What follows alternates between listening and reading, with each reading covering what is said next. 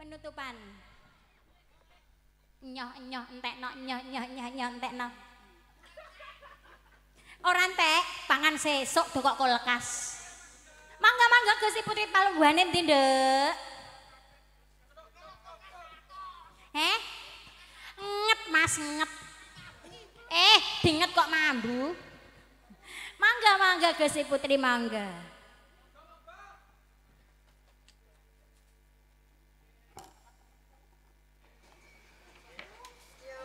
Dawuh katimbalan Gusti Putri.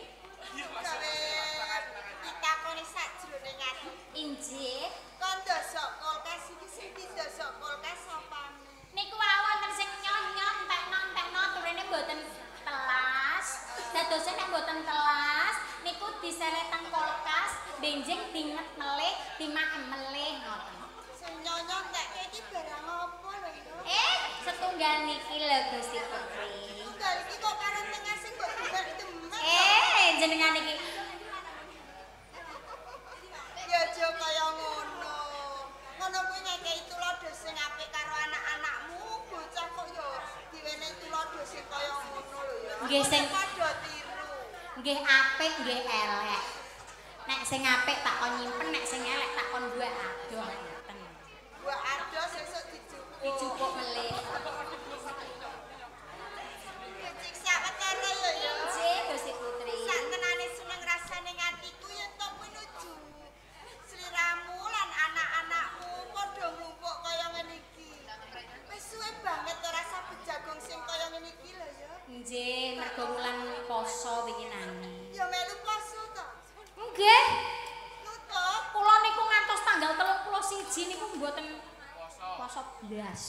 Oh, nutup anu sasine. Untuk sasine. Ya ora apa-apa. Astagfirullahaladzim. Allah tidak suka ngoten niku.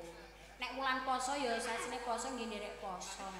Ya mesti wong aku sasi poso ya melu poso, mosok poso arep melu sawah. Nggih. Done jero ya, Nduk, done jero. Ya kok ning jero poso ya. Kok mbok tinggal ning jero jur aku karo sapa? Diteni anggere sing ning jero tak kon mules. Ya aja kaya ngono. Ngene iki lak ya pendak kala mangsa sabit jagung. Nggih, wong mboten terus mawon. Gawean iki nek wis ana karampungan ya kala mangsa padha gegojekan. Nggih.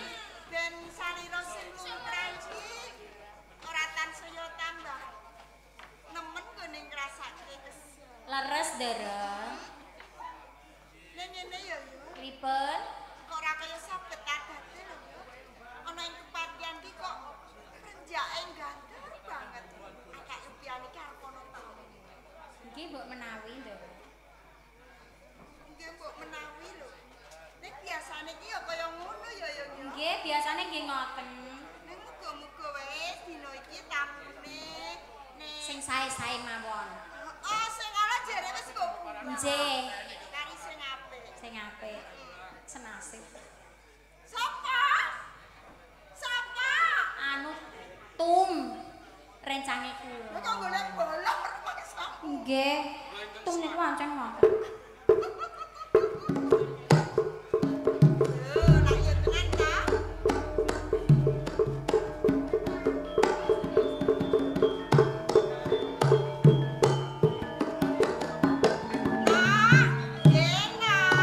Dawuh Gusti Putri. Nungguan ana tamu. Rada maju ki sana. Menapa kaporo leres kula sampun tumapak wonten ing taman Monggo Den Bagus. Kepatihan Mojopahit. Leres. Wajib panjenengan sinten? Nuwun sewu. Nami kula Damar Wulan. Ora takok. Ing semu kok mboten kasedu menawi leres mboten kasedu anggen kula tumapak wonten ing Taman Sari kepareng kula nyuwun pamit. Ampun. Ampun. Kula nek sing kalih sing bagus-bagus ngeten iki sirikan nggih. Kula lho anggo kalih jenengan lah nggih. Alah larang apa leh. Ngene iki asam rang lara ati, amuran sing kaya jenengan kok lho yi. Kok bisa ngora ati iki, Tra? Lara ati. Pun nate kula. Wis tahu. Yen wis tahu aja dibaleni. Aja dibaleni. Buanglah mantan pada sampahnya. Yen durung dijajal. Mak. Sampun. Sopo jenenge? Jenengmu sapa? Dedek Denok yang punya kecantikan yang hakiki. Dedek Denok yang punya kecantikan hakiki iki. Injih leres. Tenan. Nyok, entekno, nyok. Aja kurang ajar. Bocah wadon nek ngendikan ki aja sing didumuk sing bagian tengah Jawa Tengah terus didumuki. Lah Jawa Tengah kan dari Indonesia. Lah kula kan dari Indonesia. Lah nek tak demuk terus lah gene wong Indonesia aku dhewe. Oh iya ya. Sampun kula tak teng pepungkuran mawon. Mboten nak takok. Golek batur. Nggih. Badhe pados tum. Kancamu. Nggih. Nuwun sewu. Lajeng paring asma sinten panjenengan mapanipun wonten ing Taman Sari Kepatihan. Ini ya sedulur, diwanake wae. Aku Anjasmara. Anjasmara. Sapa ki mau sing dadi jeneng? Kula Damar Wulan. Sapa? Damar Wulan. Hah? Damar Wulan. Oh, Damar Wulan. Inggih. Saka ngendi? Saking dusun Paluwombo. Kula namung cekap putra saking dusun. Saka Nuwun sewu niki astanipun. Hah? Astanipun. Astane sapa? Niki Tangan kok yo ngerti nek wong ganteng kudu gandeng ae. Gusti Ayu Anjasmara nggih. Niat kula minggah wonten ing Taman Sari Kepatihan menika kepengin pados pedamel. Oh, dadi sejamu temeka ning kepatihan saka Inggih. desa. Leres. Arep golek gawean. Niku leres. Apa ning desamu serono gawean? Biasane nek wanci kaya ngene iki oke gawean ning desa lho, sedulur. Namung kemawon kula kepengin ngupadi pedamelan ingkang pas lan patut dhateng Damar Wulan. Nyambut damel menapa kemawon awewaton kula saged cumondhok wonten ing kepatihan kula lula Gusti Ayu. Sedulur Damar Wulan, Inggih kula. si jamu saka desa tumuju ning kutha raja saya jumujuk ana ing kepatihan. Inggih. Arep golek gawe. Leres. Kok ya rumangsa trenyo rasane atiku. Yen to aku saupama raweni sabiyantu marang sliramu kok ya setun temen.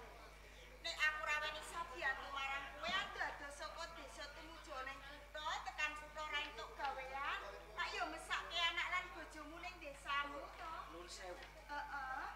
Menawi bab keluarga menika cekap biyung lan eyang kakung. Menawi bab bojo lan anak Damar Wulan tasih Joko Gusti Ayu. Apa? Tasih Joko. Isa apa? Damar Wulan tasih Joko. Sejoko? Nggih. Masa Joko semene gedene? Niku kula nak diarani tiyang desa niku gedhe-gedhe gombong. Sedulur Damar Wulan. Inggih. Dadi durung duweni anak lan bojo. Kula tasih Joko. Isih Joko. Nek ngono ya padha karo aku. Lajeng Gusti Ayu Anjasmara menapa dereng kapundhut kakung minangka garwane menapa Pacangan. katresnan. Aku durung duweni katresnan. Duh, lah Aku kok iso setun perawan. tesih prawan. Iso kena. Nggih sami cubluk priya ingkang mapan wonten ing kepatihan Mojopahit awit pindhanipun widodari Nijawantah kok ngantos ari kelenggan menika tasih kenya, tasih lamban. Sedulur ket mau kondo. Entos sedulur Damar Wulan ki sejoko. Leres. Aku isih perawan. Nek Joko ketemu perawan ki enake ngopo ya? Lajeng enake menawi prawan ketemu Napa, Joko Pak? terus Pacaran. oh pacaran. Nanging pangapunten, sinten to ingkang purun lan Damar Wulan dasar tiyang saking Karang Pratisan cubluk pamawas kirang ing pabudaya. Sedulur Damar Wulan. Ora usah dadak ngasurke derajatmu kaya ngono. Senajan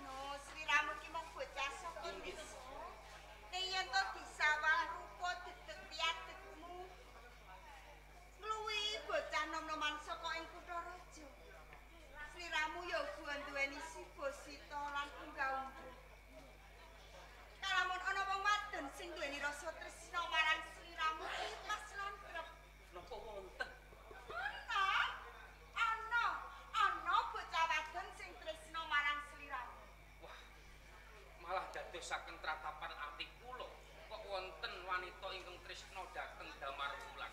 Lajeng sinten Gusti Ayu Anjasmara? Pengen ngerti? Saestu Bocah. kula pengin mangertos. Bocah wadon iki ora adoh saka sliramu.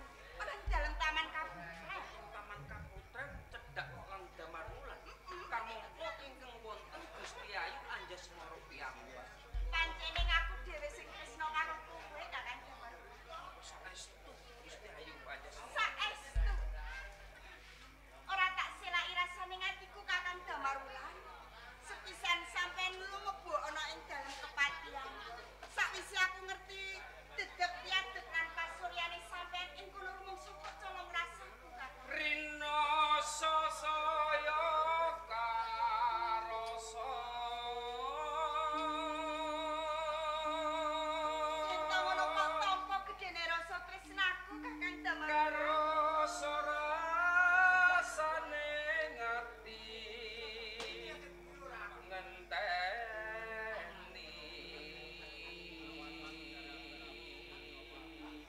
Ini apa Kakang? kapan sumanding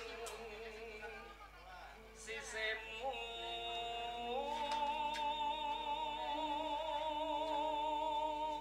Kabeh bakal kelakon aku lan sliramu sesandingan Kakang. ratri rinoso rino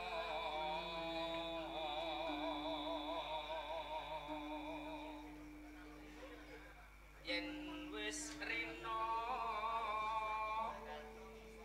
enggal ratri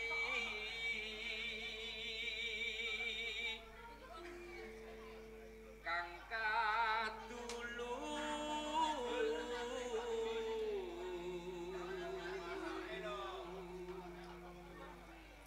mung sliramu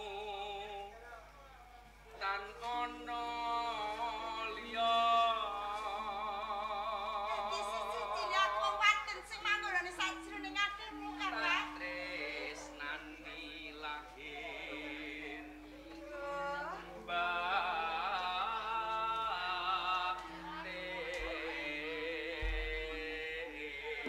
Kakang Damarwulan. Gawe bombonge rasane atiku Kakang. Inten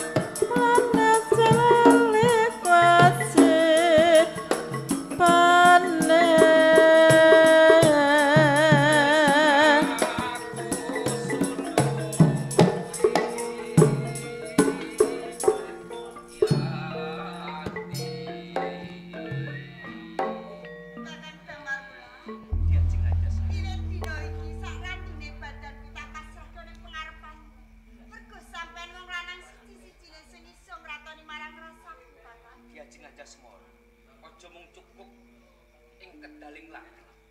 Pangucap kuwi kudu linambaran rasa welas lan asik. Awit to. Yen nggonmu tresnane lawan Damar Wulan karana welas lan asik. Ora bedane tresnani jiwa ragamu iki. Kakang Damar Wulan. Diajeng aja. Sliramu rasa duweni rasa tido-tido nggone nampa katresnan. Nebat nggon tresnane karo sampeyan, Kang. Mung bae aku sing kuwatir. Ora usah dadak waku. Besuke saupama ana apa-apane sampeyan, mengko aku sing bakal tanggung jawab keselamatanmu, Kakang. Disekseni jagat saisine Bapak Angkoso lan Ibu Pertiwi. Disekseni bumi lan langit, Kakang. Aku percaya yen ngono ayo tenang. Karat Matya Sri Mahaprabu Paksara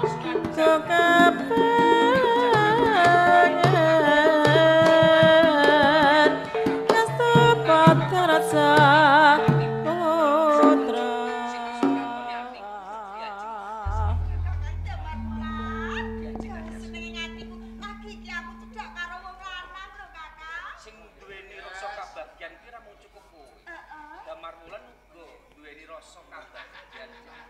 Emang kuwi, Kakang? Aku kok krungu suara Swara apa wis to, Kakang rasa dadak di gatekke. gatekke semua. Gatekke swara kuwi seneng kene iki sine mung aku lan sampean. Yen ana wong liyane aku lan kowe Nek ana wong liyane aku lan sampean ki wong liya iki ibaratene ora ana. dianggep ora ana ngono Yang wae. ora ana donya iki sing duweni aku Sing karo duwe antara sampean. Damar Wulan lan Anjas. Heeh.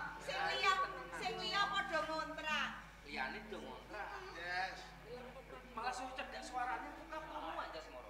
Yes. Dawa. Aduh. Dawa Rama.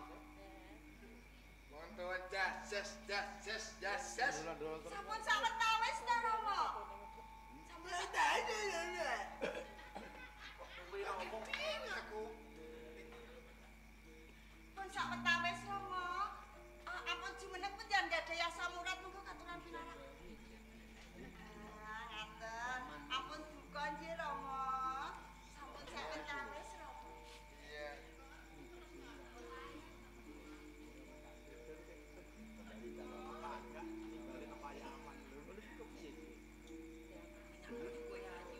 Bapak bisa nanya lo yang sing lagi rawuh kuwi wong tuamu.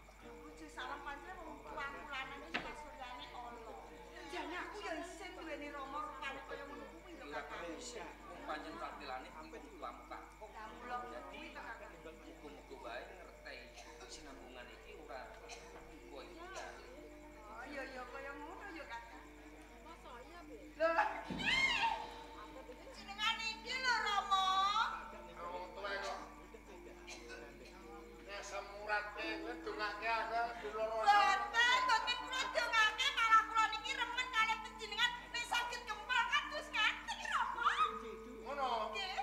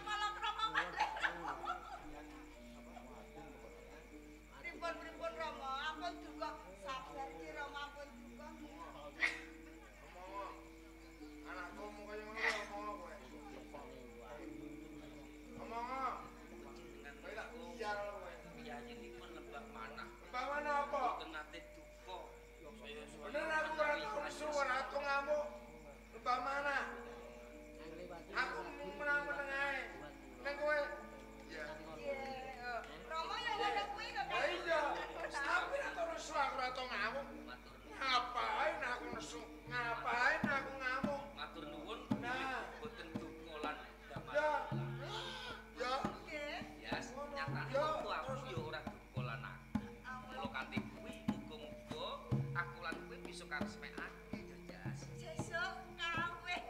Kaya ngono. Lah mengko yen nganti jagat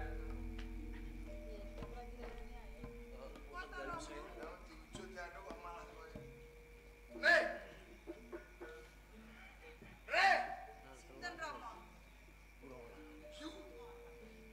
Yu. Mboten enten yu kula anjas ngoro Rama. kula damar wulan mboten enten sing Mboten enten yu. lho. Panjenengan ngendikanipun Kula anjas ngoro Rama.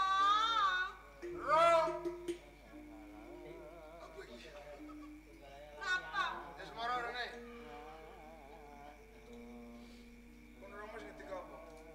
Yen tamune iki priya utawa kakung iki sing Morba. Panjenengan. pun Rama. Ning menika tamune istimewa Rama. Tamu istimewa. Nggih. Apa sebab istimewa? Si, nek tamune kakung Ya. yen pasuryane ala Kanjeng Rama ingkang morba. Iya, Nek aku. nggih, nek tamune kakung pasuryane bagus, Bagus. nggih cekap kula ingkang morba Rama. Yen tamune bagus. Kowe sing nampa? Nggih. Oke.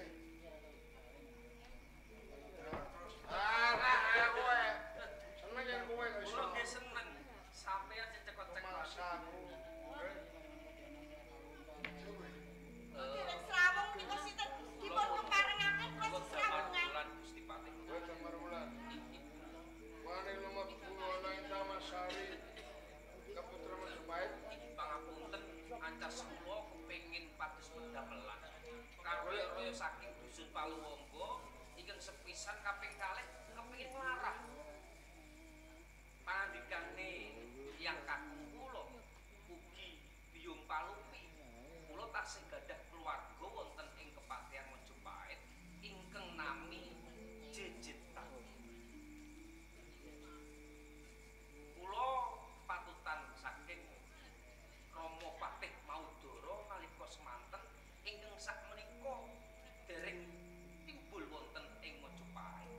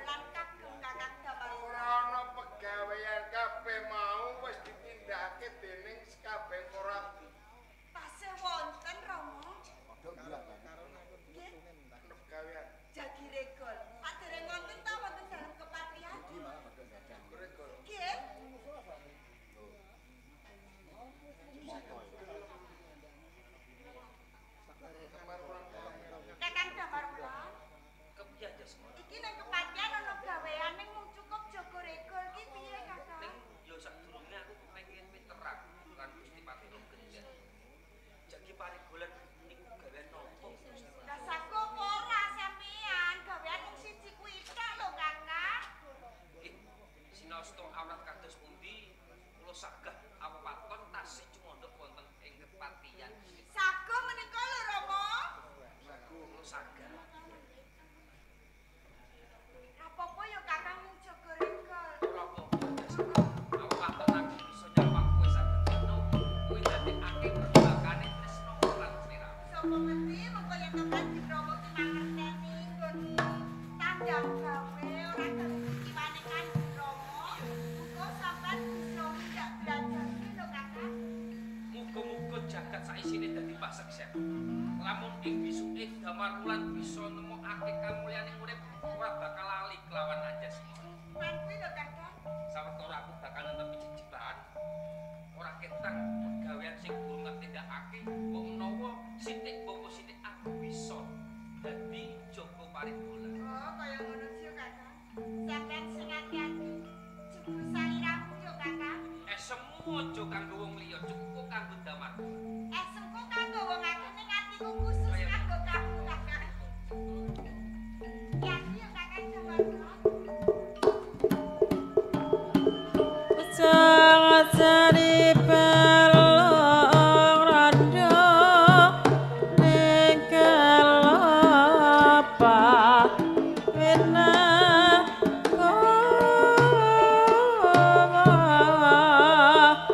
sayang tidak yo sada